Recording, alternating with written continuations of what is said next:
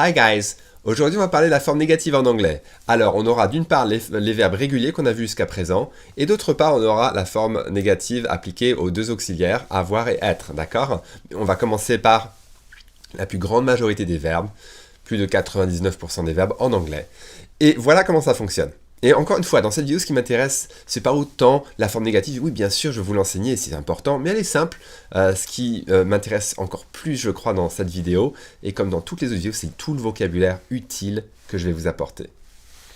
Alors, regardez, on aura le sujet, et on va avoir don't, qui sera juste la forme négative, comme en français on a ne pas. Et ça sera suivi du verbe, la base verbale, d'accord? Et vous verrez que pour la troisième personne du singulier, on va mettre doesn't. Et ça sera suivi du verbe, d'accord? Donc don't, doesn't.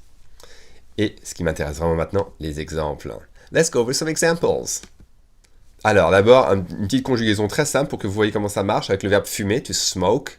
Smoke, I don't smoke, you don't smoke, he doesn't smoke, she doesn't smoke. En fait, on prend le S qui avait à la forme affirmative ici et on le met dans le don't et ça devient doesn't, d'accord? Donc il ne faut pas mettre le S à la forme négative puisqu'il est passé dans la négation, d'accord? On dit he smokes a lot, il fume beaucoup, et là il ne fume pas, he doesn't smoke, le S passe de là à là.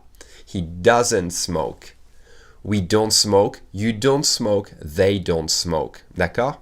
Et souvenez-vous que a smoke en argot c'est une clope, d'accord? Donc il y a a cigarette c'est une cigarette, bien sûr, ce qu'on emploie toujours, et parfois il y a des gens qui vont utiliser le nom argot a smoke pour une clope, d'accord? Autre exemple, je ne paye pas d'impôts, I don't pay taxes. I don't pay taxes. Hein. Les impôts, en anglais, c'est taxes. I don't pay taxes. Je paye des impôts, I pay taxes. Je ne paye pas d'impôts, I don't pay taxes. Fraude fiscale, c'est tax evasion. Tax evasion. Tax evasion. D'accord? Du liquide, c'est cash. I have cash, j'ai du liquide. Ensuite, je n'aime pas la viande, I don't like meat. I don't like meat. He's a vegetarian, il est végétarien. He's a vegetarian. C'est presque comme un job, on met l'article devant. He's a vegetarian. He's a vegetarian. Vocabulaire, un couteau c'est knife. Hein, ça fait partie de tous ces cas muets qui viennent de l'allemand.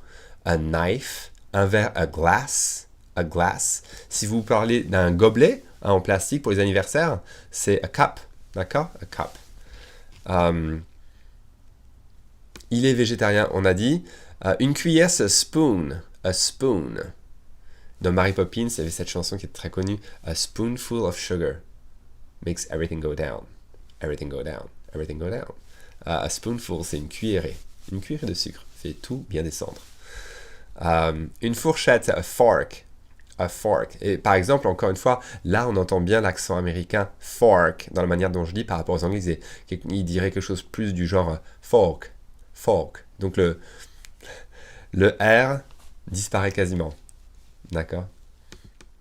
Il ne range pas. Le verbe ranger, souvenez-vous, c'est to clean up aux États-Unis. En Angleterre, c'est plus tidy up. Aux États-Unis, Canada, c'est plus clean up. Hein? D'accord? Il ne range pas. They don't clean up. They don't clean up. Des ciseaux, on dit scissors, scissors, scissors. C'est une porcherie, on dit it's a pigsty, pigsty. Pig, c'est cochon, sty, pigsty, it's a pigsty here. C'est une porcherie ici. C'est le désordre, c'est ce qu'on dit le plus souvent, it's a mess. Nous, en français, on dirait plus c'est le bordel. En anglais, ils n'utilisent pas de mots particulièrement argot. Il y en a. Mais on va dire it's a mess pour maintenant, d'accord? It's a mess. C'est le bordel, c'est le désordre. Je n'ai pas de voiture, I don't have a car. C'est super intéressant de noter ça. Regardez, après la forme négative en anglais, on dit toujours je n'ai pas une voiture. On dit I don't have a car. I don't have a car. Je n'ai pas de téléphone portable, I don't have a cell phone. Je n'ai pas de chien, I don't have a dog. J'ai pas de vélo, I don't have a bike. D'accord? I don't have a helmet. J'ai pas de casque. D'ailleurs, a helmet, c'est le mot pour un casque quand on fait du vélo, c'est aussi le mot quand vous mettez, vous allez en moto ou si vous faites du foot américain. It's called a helmet. Ça s'appelle un casque, a helmet.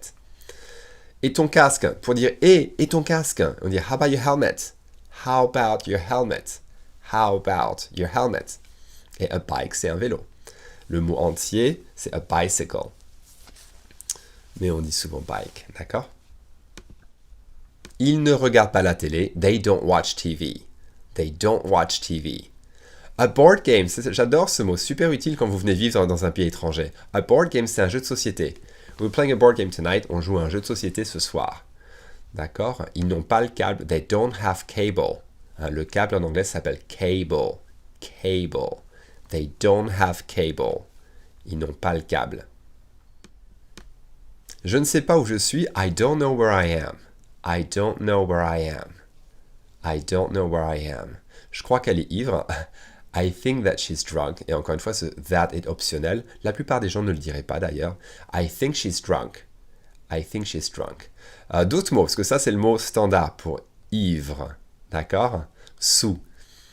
Wasted, c'est plus argot, c'est ce que diront les gens principalement. Je pense que c'est le mot argot numéro 1 pour dire bourré.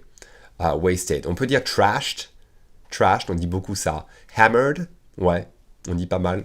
Mais on dit plus wasted ou trashed. Et en véritable argot, vous direz shit-faced. Vous entendrez ça en tout cas. C'est vraiment pas beau, mais c'est très utilisé. I got completely shit-faced last night. J'étais complètement explosé, bourré hier soir. D'accord? Et enfin, un mot bien plus soft, c'est tipsy. Tipsy, c'est éméché ou pompette. I was a little tipsy. He's just a little tipsy. Il est juste un peu éméché.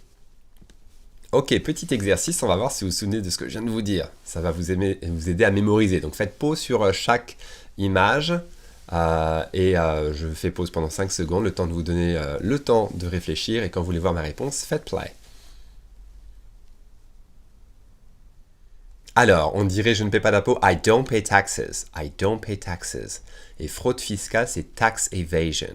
Tax evasion. Ensuite, je n'aime pas la viande, comment vous diriez ça? Je n'aime pas.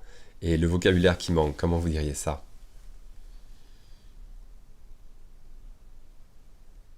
Alors, je n'aime pas la viande, on dirait I don't like meat. I don't like meat.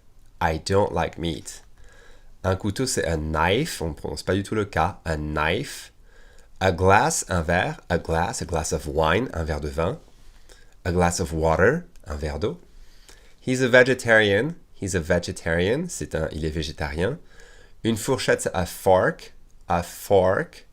Une cuillère, c'est a spoon. A spoon. Ensuite, comment vous diriez, ils ne rangent pas? They clean up. C'est une porcherie, comment vous diriez ça? Et c'est le désordre. They don't clean up, ils ne rangent pas, d'accord? They don't clean up, ils ne rangent pas. It's a pigsty, c'est une porcherie. It's a pigsty. It's a mess, c'est le désordre ou c'est le bordel, vraiment. It's a mess, mais c'est pas du tout argot, it's a mess, d'accord? It's a mess. En français, je sais qu'on dit il est très désordonné ou bordélique. En anglais, c'est pas argot non plus, c'est ça par rapport à mess. On dit he's messy avec un Y à la fin, with a Y at the end. He's messy, he's really messy, il est vraiment bordélique. D'accord? Ensuite, comme vous diriez, il ne regarde pas la télé. Et comment on dit board game en français? Alors, ils ne regardent pas la télé. They don't watch TV. C'est de manière générale, c'est pas là maintenant. De manière générale, they don't watch TV. Ils ne regardent pas la télé.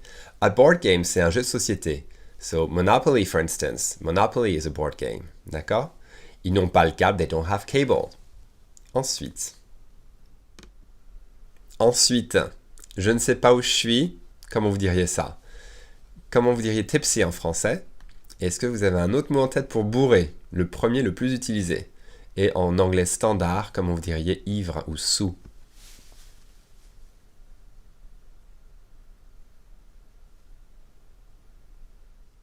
Alors, je ne sais pas où je suis. I don't know where I am. I don't know where I am. Je crois qu'elle est ivre. I think that she's drunk. I think she's drunk. I think she's drunk. D'accord? Le mot qui nous manquait pour bourré, c'était wasted. C'est celui qu'on emploie le plus. She's wasted, elle est bourrée. She's trashed. She's hammered. Et souvenez-vous en argot, je vous ai dit, she's shit-faced. D'accord? Elle est torchée. De manière plus subtile, she's tipsy. C'est elle un peu éméchée. Et en conduisant sur les autoroutes aux États-Unis, vous pourrez voir ce type de slogan. Bus driving is drunk driving. C'est-à-dire la conduite en étant un peu éméchée, c'est une conduite en état d'ivresse. C'est pour vraiment pousser les gens à ne pas conduire s'ils ont bu. Même si c'est légal. C'est un peu l'idée. Bus driving is drunk driving. OK?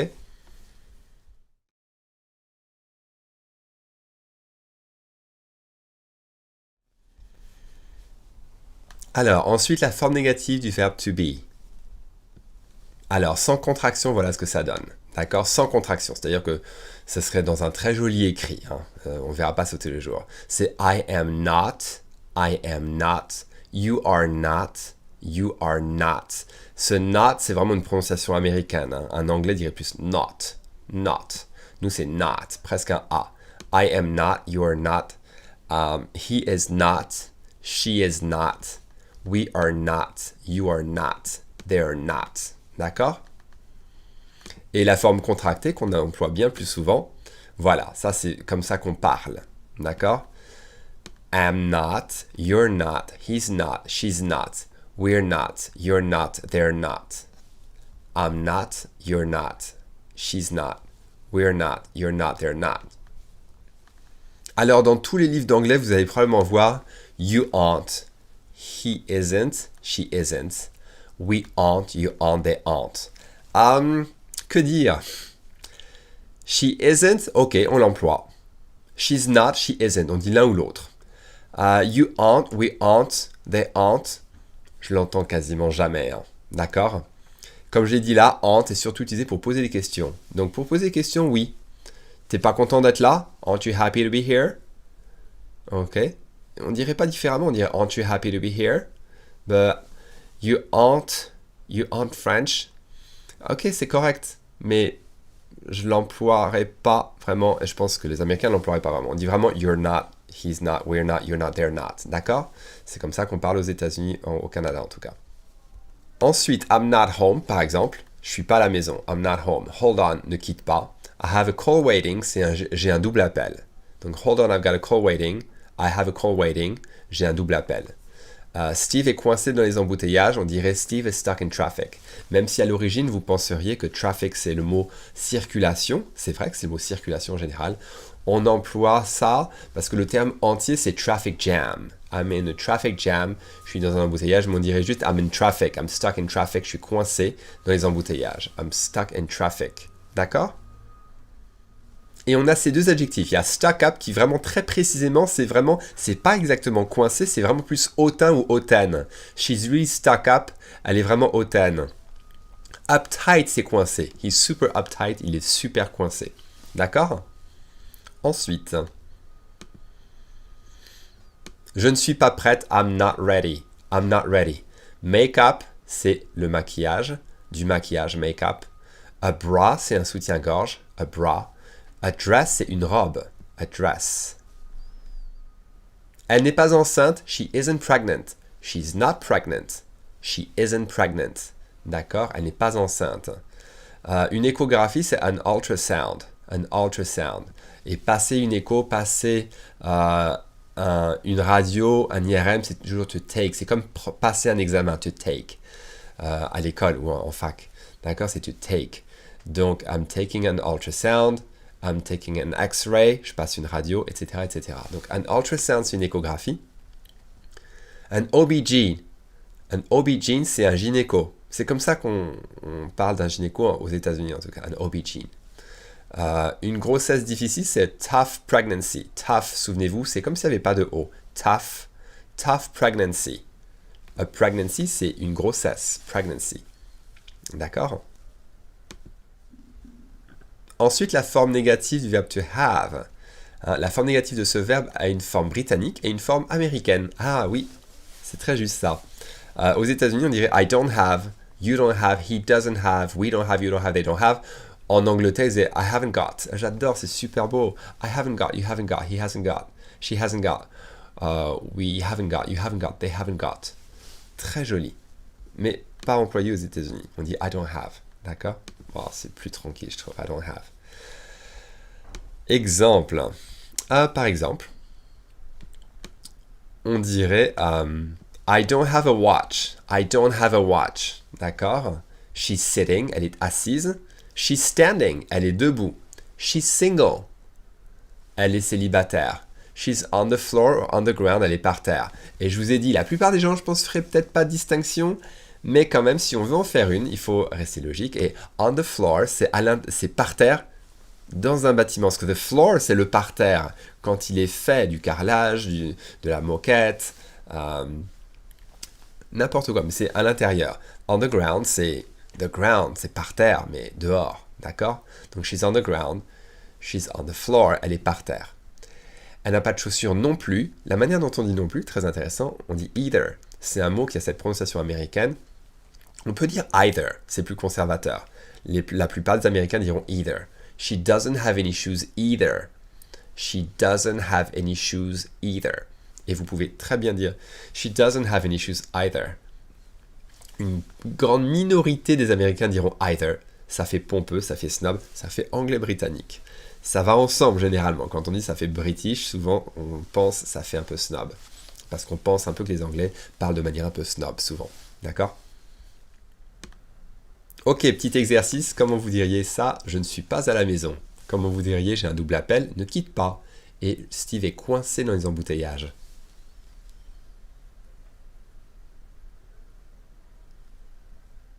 Alors, I'm not home. Je ne suis pas à la maison. I'm not home. I have a call waiting. J'ai un double appel. I have a call waiting. Hold on, c'est ne quitte pas. On pourrait dire hang on si vous vous souvenez. Hein. Mais la plupart du temps, on dirait hold on. Steve est coincé dans les embouteillages. Steve is stuck in traffic. Steve is stuck in traffic. D'accord? Alors, je ne suis pas prête, comme vous diriez. Un soutien-gorge, du maquillage et une robe.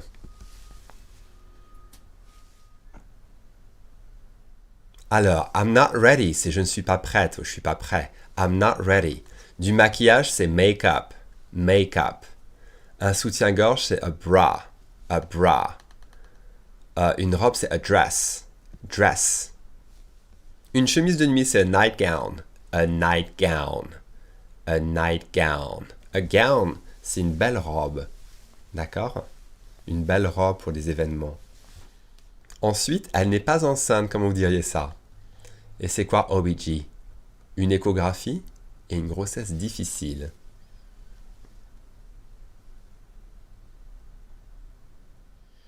Alors, she isn't pregnant. Elle n'est pas enceinte. She isn't pregnant. She's not pregnant. Un OB-GYN, c'est un gynéco. Une échographie, c'est un ultrasound. Ultrasound. Une grossesse difficile, c'est a tough pregnancy. A tough pregnancy. Et un test de grossesse, c'est a pregnancy test. Hein, c'est ce nom-là. Pregnancy. Pregnancy test. D'accord? That's it for today. J'espère que vous avez aimé cette vidéo. Si vous avez des questions ou des commentaires, mettez-les dans le forum juste en dessous de cette vidéo. Cliquez sur le petit cœur si vous avez aimé cette vidéo. Partagez-la avec tous vos amis si vous voulez. Inscrivez-vous à cette chaîne, vous en aurez d'autres. Et cliquez juste ici pour avoir un petit exercice de compréhension orale. Et inscrivez-vous à tout le cours. Vous aurez bien plus de vocabulaire super utile pour quelqu'un qui veut parler aux Américains, aux anglophones, habiter aux États-Unis, au Canada. Voilà, allez, à bientôt. Salut!